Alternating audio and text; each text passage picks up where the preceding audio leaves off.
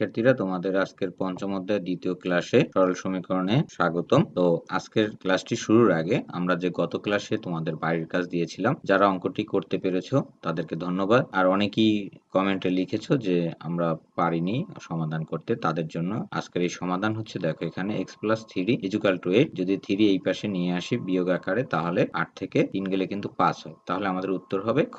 একইভাবে দ্বিতীয় অঙ্কটি দেখো, যদি 4 কে আমরা ডান পাশে নিয়ে আসি ভাগ আকারে, তাহলে 4 দ্বারা যদি আমি 8 কে ভাগ করি, রেজাল্ট হবে 2, তার মানে উত্তর হচ্ছে ক। এবং এটা হচ্ছে দেখো x - 3 = 7, এখানে সমীকরণের বীজ বা মূল x = 10, মানে হচ্ছে এই 3 কে যদি আমি ডান পাশে আনি তাহলে x এর মান কিন্তু 10ই হয়, তার মানে এটাও সঠিক। এবং x এর সহগ 1, তার মানে এখানে দেখো x এর কোনো সাথী নেই, তার মানে 1ই হচ্ছে x এর সহগ, তার মানে 2 নম্বরটাও সঠিক। এবং চলকের মান কি সমীকরণের মূল বলে এটা তোমরা জানো, তার মানে 3 নম্বর কথাটাও সঠিক, তার মানে উত্তর হবে ঘ।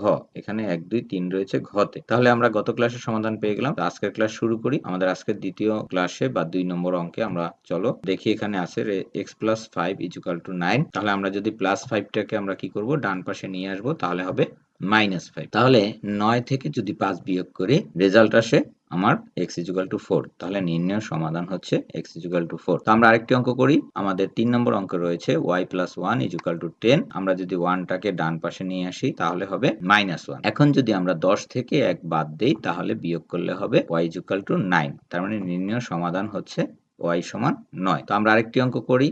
4 নম্বর অঙ্ক রয়েছে আমাদের বইতে, দেখো y - 5 = 11 বা 11। তো আমরা এখন যদি এই -5 টাকে ডান পাশে নিয়ে আসি, তাহলে হবে +5 11 এর সাথে, তাহলে 11 এবং 5 যদি যোগ করি, তাহলে y সমান হয় 16, তার মানে নির্ণয় সমাধান হচ্ছে y = 16। তো তোমাদের জন্য আমি 5 নম্বর অঙ্কটি বাড়ির কাজ বা হোমওয়ার্ক দিয়েছি। তোমরা যারা হোমওয়ার্কটি পারবে না অবশ্যই কমেন্টে বলবে, আর যদি পারো তাও কমেন্টে জানাবে। আমি পরবর্তী ক্লাসে তোমাদের এই সমাধান দিয়ে দেব। তো তোমরা এই ক্লাসটি যদি ভালো লেগে থাকে, অবশ্যই চ্যানেলটি সাবস্ক্রাইব করবে এবং পরবর্তী ক্লাসটি দেখার জন্য অবশ্যই বেল আইকনটি বাজিয়ে দেবে। তো সকলকে ধন্যবাদ জানিয়ে আজকের ক্লাসটি শেষ করছি এখানেই।